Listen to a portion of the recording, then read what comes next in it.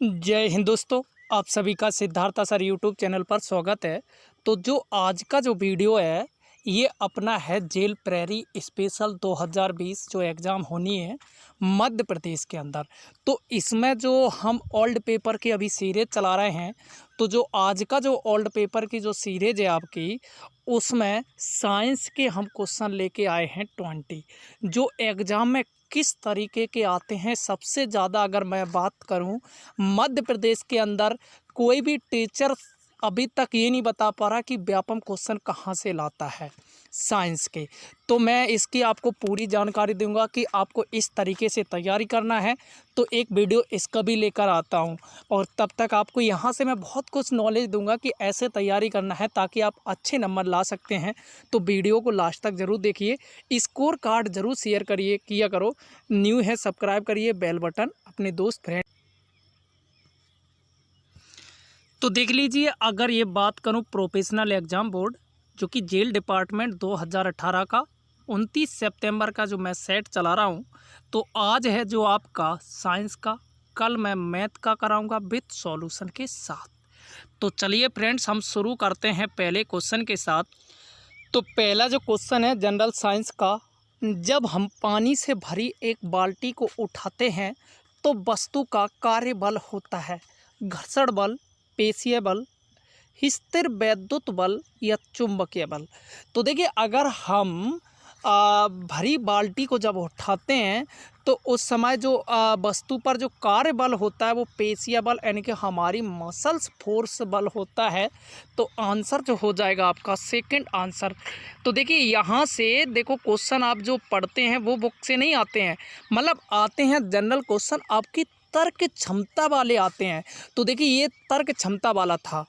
अगला जो क्वेश्चन है, निम्नलिखित में से कौन सी बीमारी एक अप्रत्यक्ष रोग यानी कि वेस्टर्न बॉर्न डिसीज है? हैजा, एड्स, मलेरिया, तपेदिक। तो यहाँ से जो वेस्टर्न बॉर्न डिसीज के नाम से जो जानी जाती है वो आपकी है मलेरिया। तो याद रखना आंसर, ये थोड़ा अच्छा ट्रिकी टाइप का क्वेश्चन था। निम्नलिखित में से किन संरचनाओं के पास अगली पीढ़ी के लिए जानकारियां हैं? डीएनए, आरएनए, प्रोटीन, नाभिक।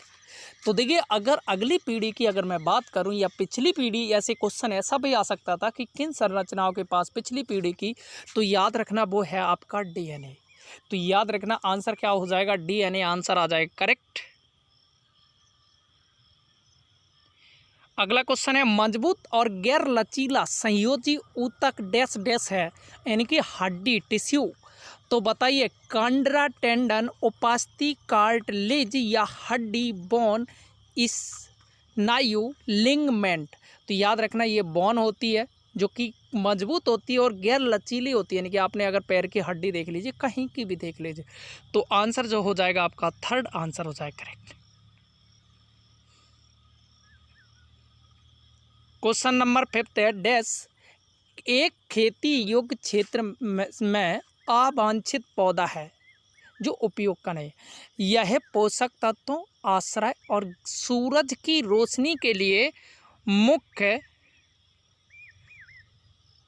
फसल के साथ प्रतिस्पर्धा करता है। खरपतवार, मैदानी कीट, कीट भंडार, फसल।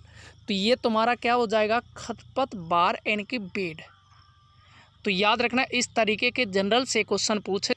अगला जो क्वेश्चन है, यानी कि He यानी कि हीलियम के 16 ग्राम में परमाणुओं की संख्या की गणना करें। हीलियम का द्रव्यमान अगर वो उन्होंने कह दिया 4.0। तो देखिए, अगर मैं बात करूं, इस तरीके के क्वेश्चन इस समय रेलवे में आ रहे हैं। तो देखिए, अगर आपके पास इस समय ज़्यादा नहीं है, देखो व्यापम के अपने मध्य प्रदेश में इतने अच्छे राइटर नहीं है कि जो अच्छे क्वेश्चन दे सके, तो आप इसके लिए जो रेलवे के पेपर हुए हैं उनको लगा लीजिए जो 2018 में हुए थे, ठीक है, बहुत हेल्प मिलेंगे। बाकी के इस तरीके के क्वेश्चन की हम एक अलग से वीडियो मैंने वैसे यूट्यूब पर डाले हैं, अगर आप देख लेना। बाकी के मैं इनको बहुत सारे कराए हैं, बाकी के मैं अलग से व्यापम के लिए फिर से कराऊंगा। तो इस तरीके के क्वेश्चन का सीधा मैं ज़्यादा अभी बहस नहीं करते हुए आंसर सीधा दे दूँ, यहाँ से फर्स्ट आंसर हो जाए करेक्ट। 24.0.9 गुणा 23 की 10 की पावर 23। अगला है एक परमाणु के नाभिक की खोज इनके द्वारा की गई थी। जे थॉमसन प्रयोग, चैडविक प्रयोग, रदरफोर्ड का स्वर्णपत्री प्रयोग, मिल्कन का तेल ड्रॉप प्रयोग। तो देखिए अगर परमाणु के नाभिक की अगर खोज की गई थी तो मैं आपको बता दूं ये रदरफोर्ड का स्वर्णपत्री प्रयोग। ठीक है, तो आंसर जो आपका हो जाएगा थर्ड आंसर हो जाएगा करेक्ट। देखिए इस तरीके का व्यापम बहुत ज़्यादा क्वेश्चन पूछता है। जंग का रासायनिक सूत्र है, पहला ऑप्शन है FeCl2 या FeO या Fe3O4 या Fe2O3। तो जंग का जो रासायनिक सूत्र है Fe2O3। थोड़ा इनको याद कर लेना। अगला देखिए फिर से देखो व्यापम ने ये नया टाइप के क्वेश्चन लेके आया है। व्यापम की ही नकल अभी रेलवे कर रहा, मैं आपको बता दूं। इसलिए मध्य प्रदेश के टीचर फेल हैं, क्योंकि जो हमारे यहाँ ज़्यादातर, मैं आपको एक चीज़ और बताऊं, जो साइंस के टीचर होते हैं वो साइंस तक कॉमन, उनकी केमिस्ट्री अच्छी होती है और ये क्वेश्चन है आपके फिजिक्स पर आधारित और कुछ साइंस, तो इसलिए ये क्वेश्चन बहुत ही कम टीचर कराते हैं। थोड़ी सी मैं अलग से इसकी सीरीज चलाऊंगा, तो आप लोग ज़रूर हमारे चैनल से जुड़े रहिए, सब्सक्राइब कर लीजिए। एक माचिस की डिबिया की लंबाई मीटर के पैमाने पर रखकर मापी जाती है। एक सिरा है 25.7 सेंटीमीटर पर, दूसरा आपका है 29.2 सेंटीमीटर। माचिस की डिबिया की वास्तविक लंबाई होगी। तो इस तरीके के क्वेश्चन मैं आपको बताऊंगा, तो अभी आप लोग इसका सीधा सीधा आंसर कर लीजिए 3.5 सेंटीमीटर। ठीक है, तो मैं जल्दी से इसकी सीरीज शुरू करूंगा। आप लोग कमेंट बॉक्स में ज़रूर कहना कि हाँ सर कर दीजिए। खोखली ईंटों से बनी बाहरी दीवारों वाले घर, तो बताइए सस्ते होते हैं, हवा को फंसाते हैं और गर्मियों में कमरों को ठंडा रखते हैं, आसानी से विकसित हो जाते हैं, अधिक मजबूत होते हैं। तो मैं आपको बता दूं जो इस तरीके के जो खोखली जो दीवारों वाले घर होते हैं, जो हवा को फंसाते हैं और गर्मियों में कमरों को ठंडा रखते हैं, तो आंसर जो हो जाएगा आपका सेकंड आंसर हो जाएगा करेक्ट। तो देखिए अगला क्वेश्चन है, यदि एक वस्तु समतल दर्पण के सामने उससे 10 सेंटीमीटर की दूरी पर रखी जाती है तो निम्न प्रतिबिंब होगा। वस्तु के पीछे 20 सेंटीमीटर, दर्पण के पीछे 10 सेंटीमीटर, वस्तु के पीछे 10 सेंटीमीटर, दर्पण के पीछे 10 सेंटीमीटर। तो देखिए अगर बात करूं यहाँ से, ये है आपका मान लीजिए समतल दर्पण, जो कि आपको पता है कि जो समतल दर्पण है ये वस्तु की आकृति का दुगना दिखाता है। जैसे कि जो अगर आप लोगों ने बहुत ज़्यादा पढ़ा होगा कि अगर जो नाव वगैरह जो बाल बनाते हैं वो समतल दर्पण का यूज। तो देखिए अगर ये वस्तु के सामने है कितना 20 सेंटीमीटर पर, ये वस्तु है मैंने कहा ये 20 सेंटीमीटर, तो ये उसके पीछे जो होगा ये 10 सेंटीमीटर, यहाँ से दर्पण के पीछे 10 सेंटीमीटर होगा। ठीक है, तो आंसर क्या हो जाएगा आपका 4 आंसर हो जाएगा करेक्ट। अगला जो क्वेश्चन है, खमीर का उपयोग एल्कोहल और वाइन के व्यावसायिक उत्पादन के लिए किया जाता है। सूक्ष्म जीवों की किस श्रेणी से यह संबंध रखता है? बताइए, कवक, जीवाणु, प्रोटोजोआ, शैवाल। तो आपको पता है जो खमीर में जो फफूंदी टाइप की हो जाती है, यानी कि तो फंगी यानी कि कवक। तो आंसर क्या हो जाएगा आपका फर्स्ट आंसर हो जाएगा करेक्ट। अगला क्वेश्चन है, एक विद्युत घंटी को एक बेल जार के अंदर रखा गया जो हवा बंद है। यदि घंटी बज रही है और वायु को धीरे धीरे एक निर्वात पंप की मदद से हटा दिया जाता तो। देखिए फिर से एक बार मैं बता दूं, एक विद्युत घंटी को एक बेल जार के अंदर रखा गया जो हवा बंद है।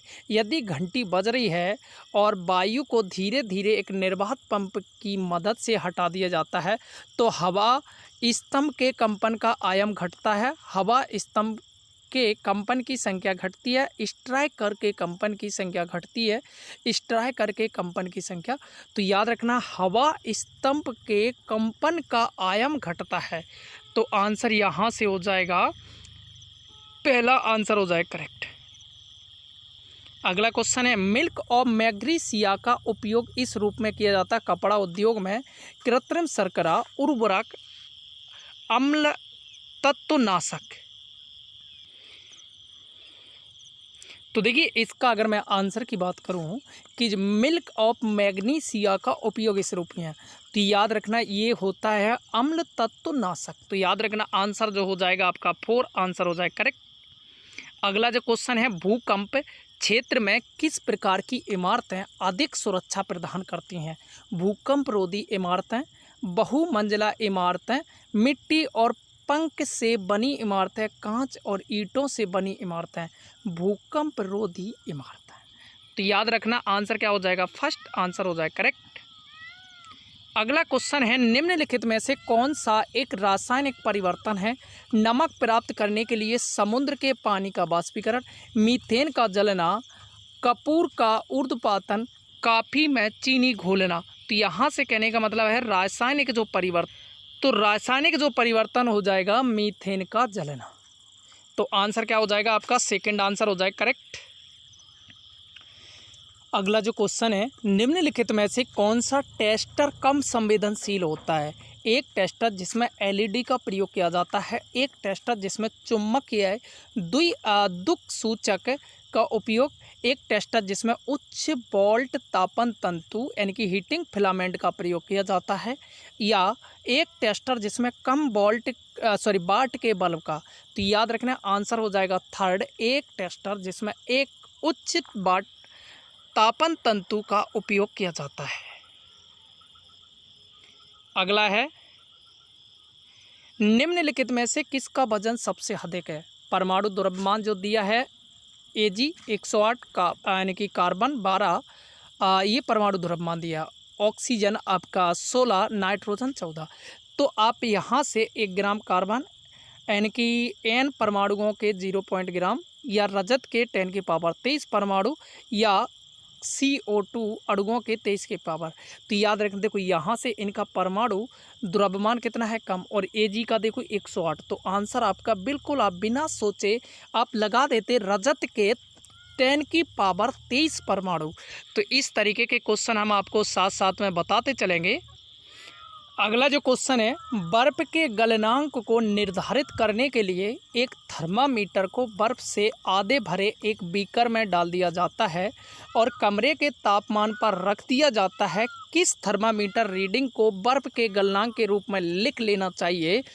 तापन जब ली गई पूरी बर्फ़ पिघल जाती है और पानी शेष रह जाता है, तापमान जब बर्फ़ पिघलना शुरू होती है, या जब एक विशेष तापमान पर थर्मामीटर में पारद का स्तर स्थिर रहता है, या जब तापमान -2 डिग्री सेल्सियस पर बढ़ना। तो याद रखना आंसर जो हो जाएगा आपका थर्ड आंसर हो जाएगा, जब एक विशेष तापमान पर थर्मामीटर में पारद का स्थिर रहता है। इस तरीके के क्वेश्चन कोई भी टीचर आपको नहीं पढ़ाता है, मैं आप लोगों को बता दूं। अब एक वीडियो लेकर आऊँगा, उसमें बताऊंगा कैसे इन क्वेश्चनों की तैयारी करना है। फिर भी मैंने बहुत कुछ आपको हिंट दी है। भोजन तैयार करने के लिए हरे पौधे निम्न में से किसका उपयोग करते हैं? कार्बन डाइऑक्साइड, नाइट्रोजन फॉस्फेट, सूर्य का प्रकाश, कार्बन डाइऑक्साइड, पानी, खनिज, सूर्य का प्रकाश, ऑक्सीजन, कार्बोहाइड्रेट, सूर्य का प्रकाश, ऑक्सीजन, नाइट्रेट, सल्फेट और सूर्य का। तो याद रखना जो हरे पौधे, कार्बन डाइऑक्साइड, पानी, खनिजों और सूर्य का प्रकाश। तो ये थे फ्रेंड्स पूरे 20 क्वेश्चन। वीडियो कैसा लगा है लाइक करिए, सब्सक्राइब करिए। Thank you friends.